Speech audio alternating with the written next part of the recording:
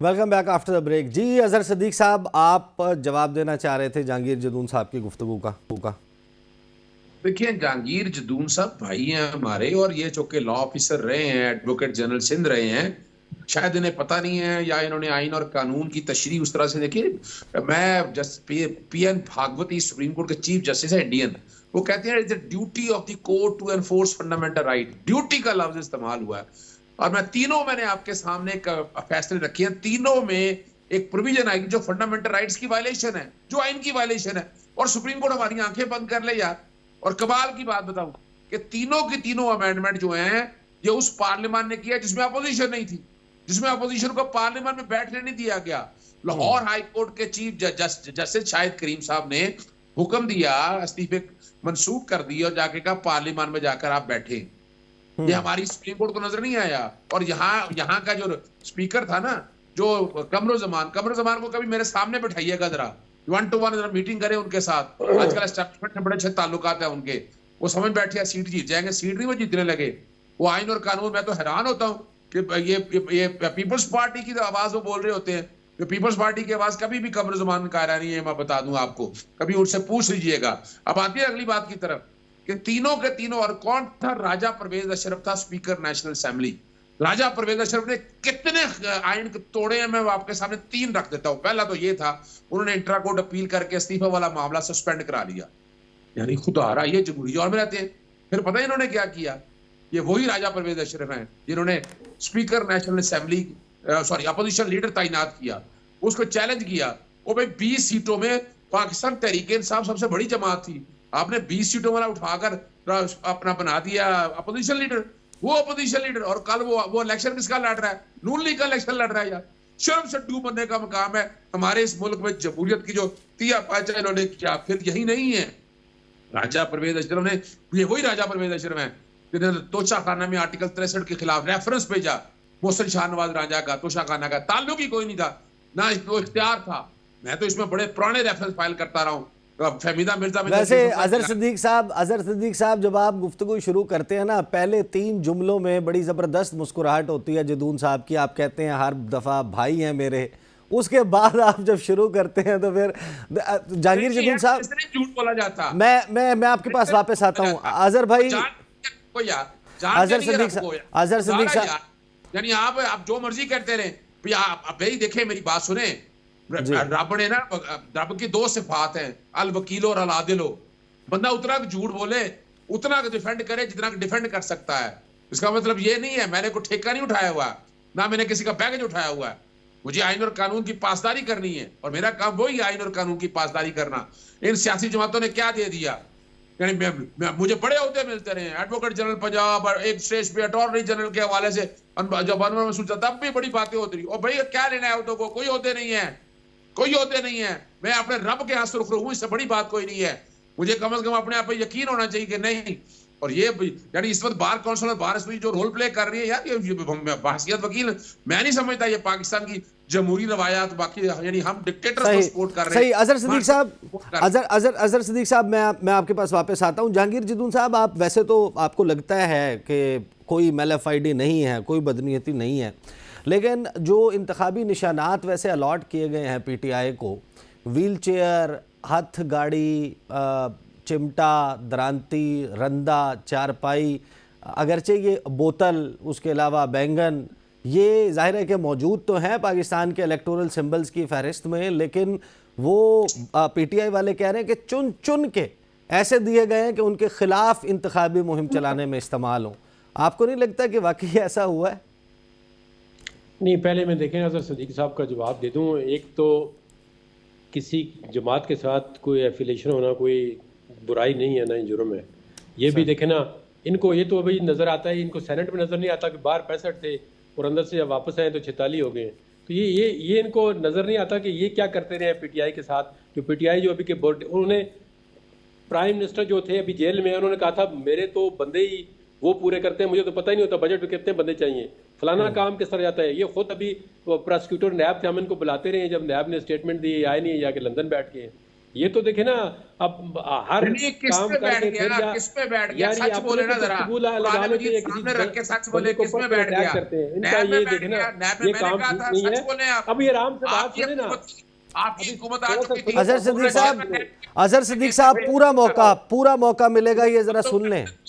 हाँ इन्हें को चुप कराओ थोड़ा जा। प्रोसिक्यूटर नैब में बैठ गया जाके, मैं बेईमान आदमी नहीं हूँ। इनको कहे थोड़ा पानी पी ले, पानी पीने के बाद बात करें आराम से। है कोई बात नहीं, आपको मौका मिलेगा पूरा।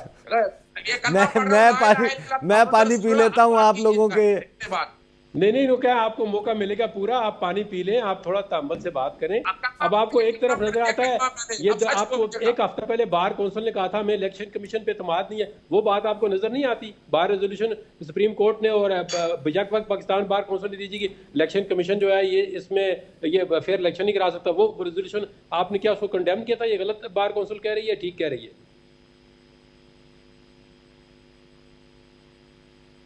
खामोशी, मुकम्मल खामोशी। जदून साहब मुझे ये तो बता दें कि ये जो एक मिनट, बार काउंसिल उनके हाथों में खेल रही है, नून वो लीग तो आप ना खेलने देना भाई, पीटीएम के हाथों में खेल रही है। मुझे पता है, बार पता है उनके क्या, वकील है, मैं नाम बता दूंगा, एक एक अच्छा नहीं लगता उनमें।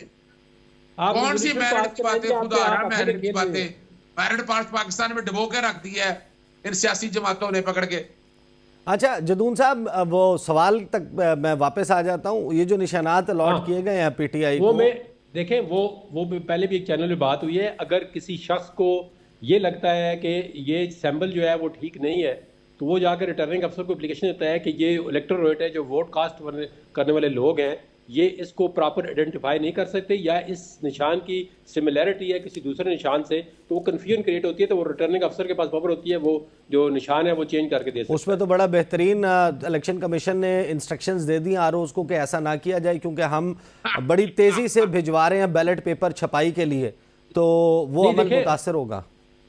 वो एक उनको स्पेसिफिक डेट दे दें, 1 दिन की देते हैं, 2 दिन की, उसके बाद ये भी बात ठीक है कि अगर आपने प्रिंटिंग जो बैलेट पेपर है वो छाप दिए है तो उससे फिर दोबारा निशान रिमूव करने से बहुत एक्सपेंस आता है और वो मुश्किल काम हो जाता है। तो ये अगर कोई बंदा चाहता है, उसके ग्राउंड्स होते हैं रीजनेबिलिटी पे कि आप क्यों ये निशान पसंद नहीं है। मिसाल के एक बंदा कहता है जी कि इससे मेरी कोई पर्सनल जो है वो तस्दीक होती है या मुझे ये पसंद नहीं है, या मेरे जो असल जो ग्राउंड्स हैं वो ये है कि लोग इसको पहचान नहीं सकते, या ये नहीं कह सकता जी मुझे आप इसलिए तब्दील कर दें कि ये निशान मुझे पसंद नहीं है। उसकी रीज़न देखिए क्यों पसंद नहीं है, क्या वोट कास्ट करने वालों को कंफ्यूज करता है या किसी दूसरे कैंडिडेट के निशान के साथ उसकी रिजेंबलेंस इतनी है कि आपको आइडेंटिफाई करने में मुश्किल आती है। तो वो रिटर्निंग अफसर जो है वो उनको मैनुअल मिला हुआ है, हैंडबुक है, उसके अंदर लिखा हुआ है कि आप अच्छा जदून साहब, सिंस आपने मेंशन किया कि आप अभी भी पॉलिटिकली एसोसिएट मुस्लिम लीग नून के साथ करते हैं, मियाँ साहब के कागजात मानसेरा में जमा वगैरह करवाना, वो अदालती मामलात, आरओ के सामने मामलात, वो भी आप देखते रहे।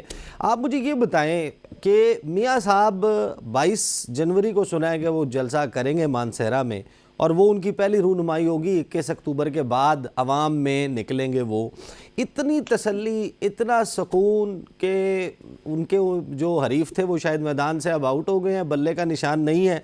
ये तो सियासी गहमा गहमी का वक्त होता है, जलसे, जुलूस, कॉर्नर मीटिंग्स, रैलियाँ, ये क्या कर रही है आपकी जमात? ये देखिए 21 अक्टूबर के बाद क्या वो जिन्नात के साथ बातें करते रहे? आपने वो पार्लिमानी बोर्ड से खिताब करते थे 12 मिनट का, वो भिजवा दिया जाता था मीडिया को। मैं पब्लिक गैदरिंग की बात कर रहा हूँ। वो 21 अक्टूबर से क्या कोई सीन से गायब थे, वो जिन्नात से बातें करते रहे। उन्होंने तमाम अपनी पॉलिटिकल जितने भी कराची से लेकर गलगित तक जितने लोग थे उनके इंटरव्यूज किए हैं, फिर टिकट दिए हैं, फिर उस प्रोसेस में 12-12 घंटे आप देखते हैं लाइव, वो जिधर भी वो उनकी मीटिंग चलती रही है 180 में लाहौर में। तो उसके बाद देखें ना अभी बाकी कौन सी जमातें कौन से बड़े बड़े जलसे कर रही हैं, वो नहीं कर रहे थे। तो अभी उन्होंने कैंपेन शुरू कर दी है। ज़ाहिर है अभी प्रोसेस उसका मुकम्मल हो गया कि जिसने नॉमिनेशन विड्रॉ करने थे उन्होंने विड्रॉ कर लिए, कैंडिडेट फाइनल हो गए हैं, सैंपल फाइनल हो गए हैं। तो अब इलेक्शन कैंपेन चला रहे हैं। जो कैंपेन नहीं चलाएगा उसको वोटें कम मिलेगी ना, जो ज्यादा कैंपेन करेगा उसको ज्यादा वोटें मिलेंगी। तो बज़ क्या है नून लीग में कि कितने कॉन्फिडेंट हैं? सिंपल मेजॉरिटी के दावे पहले तो 2/3 के थे, फिर सिंपल मेजॉरिटी पर आए, फिर कहा कि पंजाब से 120 से 125 सीटें निकाल लेंगे। अब क्या असेसमेंट है आपकी पीटीआई के बल्ले का निशान बैलेट पेपर से हटने के बाद कि नून लीग जाहिर है कि अल्टीमेटली बेनिफिशरी तो है इस फैसले की? देखें बल्ले का निशान हटने के बाद अभी अगर इस्लामाबाद के अंदर देखें, जैसे इसको कैंडिडेट को टिकट मिले लोग उन्हीं को वोट देंगे, टिकट मतलब टिकट मिलेगा निशान मिलेगा। अगर ये बात नहीं है कि आपने अगर निशान ले लिया तो उस बंदा तो सीन से गायब नहीं है ना। आप देहातों में देखें, लोग बंदे की पर्सनैलिटी को प्लस पॉलिटिकल पार्टी को देते हैं। तो ये कोई नहीं होता कि आप अगर एक पीटीआई का बंदा अगर उमर यूब इलेक्शन लड़ा है हरिपुर में, तो वो किसी जाके थे अपने अब्दुर्रहमान को वोट देने के लिए, हमें पता नहीं चला कि उमर यूब का निशान कौन सा था और अब्दुर्रहमान का कौन सा था। इस तरह नहीं होता। लोग आजकल सोशल मीडिया में वैसे भी इतना शऊर रखते हैं कि अपने कैंडिडेट को वोट देते हैं और उसमें अभी कैंपेन में देना है वो सारा पब्लिसिटी होती है, छपते हैं, पैनाफ्लेक्स लगते हैं, इश्तिहार छपते हैं, वो प्रॉपर मेरे ख्याल में इतना ये ना समझे कि आप बैठ नहीं है तो बस सही। अच्छा अजहर सदीक साहब, मुश्किल तो खड़ी हो गई है, बल्कि मुश्किल नहीं मुश्किलात खड़ी हो गई हैं। Plan A, plan B, plan C, कोई प्लान इस वक्त काम करता हुआ नज़र नहीं आ रहा। मुझे ये बताएं, 175 सियासी जमातों में तहरीक इंसाफ रजिस्टर्ड सियासी जमात के तौर पर बहरहाल मौजूद है। इलेक्शन कमीशन की वेबसाइट पर चेयरमैन का नाम नहीं लिखा हुआ। जो लोग आज़ाद जीतते हैं, क्या वो कानूनी तौर पर तहरीक इंसाफ को ज्वाइन कर सकते हैं, अगरचे वो उनके प्लेटफॉर्म से इलेक्शन नहीं लड़े? बहुत शुक्रिया। देखिए, एक बात तो बड़ी वाज़ेह है, जदून सर बड़ी जबरदस्त, मुस्लिम लीग नून भी छोड़ देना, फिर सारे सियासी जमातों से इंतखाबी निशान उठा आज ये लड़ा ले, मजा आएगा। वो तो गैर जमाती इलेक्शन में होता है इस तरह का जो रवैया ये इख्तियार किया है इस दफा। और इलेक्शन कमीशन बायस, बदनीति पर मबनी, सुप्रीम सारे एक तरफ खड़े हैं और पाकिस्तान तहरीक इंसाफ और इमरान खान का खौफ इतना है कि नवाज शरीफ की तो हिम्मत ही नहीं हुई कि 21 अक्टूबर के बाद बाहर निकल सके। उसने कहा जब तक फील्डिंग से आउट नहीं किया जाएगा इमरान खान को, पाकिस्तान तहरीक इंसाफ से बाहर नहीं निकल सकता। ये उनके अंदर के लोग बताते हैं।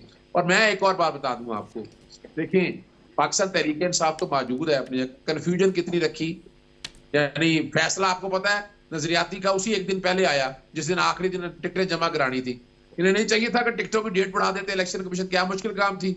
इलेक्शन कमीशन ने हर स्टेज के ऊपर, और यहां तक बात है ना जिन्होंने पीटीआई के इलेक्शन से जिन्होंने अपना नॉमिनेशन, अजहर सदीक साहब वक्त कम है, जरा क्विकली मुझे कानूनी तौर पे बताएं कि जो लोग आजाद जीतेंगे क्या वो बिल्कुल पाकिस्तान तहरीक इंसाफ में जा सकते हैं। और जो इलेक्शन लड़ेंगे पीटीआई का डेक्लेरेशन फॉर्म जिन्होंने दिया हुआ है वो पीटीआई के डेक्लेरेशन फॉर्म को सामने रखते उनकी बातों पे मानेंगे। हालांकि बल्ले का बोर्ड पे नाम आगा, लेकिन इलेक्शन तो वो इमरान खान के नाम पे लड़ रहे हैं। वो खसूसी नशिस्तें भी क्लेम कर सकेंगे, खसूसी नशिस्तें भी क्लेम कर सकेंगे या कोई और जमात? बिल्कुल कर सकते हैं पाकिस्तान तहरीक इंसाफ की। और बाकायदा जो है चूंकि वो उनके डेक्लेरेशन की बात है ना, अब पाकिस्तान तहरीक इंसाफ को पूरे ना अपने कैंडिडेट के नाम देकर बताना चाहिए कि ये हमारे कैंडिडेट हैं, इसको सामने रखते हुए ये मखसूस नशिस्तें हैं ताकि इलेक्शन कमीशन मजीद नंगा हो सके, उसको पता चल सके। उसने तो रास्ते ऐसे छोड़े ही नहीं है कि पाकिस्तान तहरीक इंसाफ को किस तरह कॉर्नर में ले जाए। और कितना कॉन्फिडेंस है? जज्बाती बात मत कीजिएगा, 859 हल्के हैं। कल रऊफ हसन साहब मेरे साथ मौजूद थे, उन्होंने कहा कि तकरीबन हर हल्के पर अपना कैंडिडेट या अपना हिमायत याफ्ता कैंडिडेट मौजूद है, जहां पर नहीं दिए वहां पर हमारे इत्तेहादियों के कैंडिडेट्स हैं। तो आपकी क्या कॉन्फिडेंस है कि ये जो आज़ाद उम्मीदवार हैं मुख्तलिफ निशानात पे, ये कितने हैं जो जीत जाएंगे? देखिए 859 के करीब सीटें बनती हैं और 859 में 859 में से ना 70% सीटें जो है ना वो पाकिस्तान तहरीक इंसाफ या उनके हमायत याफ्ता लोग ले जाएंगे अगर साफ शफाफ इलेक्शन होने चाहिए। पकड़ आज भी जारी है, रोना पीटना आज भी जारी हुआ है, रोकना आज भी जारी है। मुझे आपकी असेसमेंट पे ये मैंने बाद में क्लिप चलाने हैं आप लोगों के मुझे आपकी असेसमेंट पे जरा जहांगीर जदून साहब, 70% आपको लगता है कि आज़ाद उम्मीदवार इतनी बड़ी काया पलट जाएगी 8 फरवरी को? यार जी, मैं तो ना किसी गैलप सर्वे का कोई नुमाइंदा हूँ, ना मैंने सर्वे किया है। मुझे तो बस आपसे भी बैठे हुए बातचीत कर रहा हूँ, मुझे इतना पता है। अब सर्वे हो सकता है, अजहर सदीक साहब बड़े एक्सपर्ट है सर्वे में, पहले भी इन्होंने 2018 में भी सर्वे में हो सकता है इन्होंने किया होगा कितनी मेजॉरिटी आएगी। तो जिस तरह इन्होंने जहाज बार के वहाँ पे मेजॉरिटी पूरी की थी, अब उस तरह जहाज की सहूलत तो इस दफ़ा मेरे इनको अवेलेबल नहीं होगी। लेकिन चले जो इनकी अभी रिपोर्ट है ये आप लिख लें। अब मुझे नहीं पता इन्होंने ये जो 70% जो दे रहे हैं वो किस बेस पे क्या ग्राउंड्स हैं या क्या स्टेटिस्टिक है इनके पास कि उन्होंने किस तरह ये कलेक्ट किया है। सही। अच्छा, ये वैसे बात जहांगीर उनके जदून बीच साहब, में बोलते नंबर तो मैं नहीं दे सकता, मेरी अपनी भी ज़ाहिर है कि इस हवाले से राय। पब्लिक पल्स जो है वो पीटीआई के साथ है। मसला ये हो गया है कि उनके अब तो एक पब्लिक हल्के, पास का 8 फरवरी को पता चल जाएगा ना। नहीं, हम अब क्या मसला कहते हैं, ये है उनके कि साथ उनके एक एक हल्के में 3 उम्मीदवार खड़े हो गए हैं जो इमरान खान के नाम पे वोट मांग रहे हैं। मेरा ख्याल है ये वो चैलेंज है जिसने बहुत जगहों पर इनको नुकसान पहुंचाना है। ये तो फिर इनकी अपनी देखिए पार्टी की पॉलिसी है ना। अगर 3 बंदे एक जगह पे खड़े कर रहे हैं तो उनकी वोट ऑब्वियसली वो डिवाइड हो जाएगी। ये तो इनके, अब मुझे नहीं पता ना, ये तो इनके इंटरनल मामलात है। जिस तरह इन्होंने आपस में पार्टी के इलेक्शन किए हैं, इस तरह इन्होंने कैंडिडेट भी किए हैं। जो अब देखें ना, वो 2 बंदे कह रहे हैं, शरफजन मरवत जो है वो ना सीनियर नायब सदर है, ना कोई इसका SIPTI में वो सिंध में मतलब रैलियां कर रहा है। वो कहता है ये जो बंदे हैं ये PTI का हिस्सा ही नहीं है, कंस्पिरेटर हैं।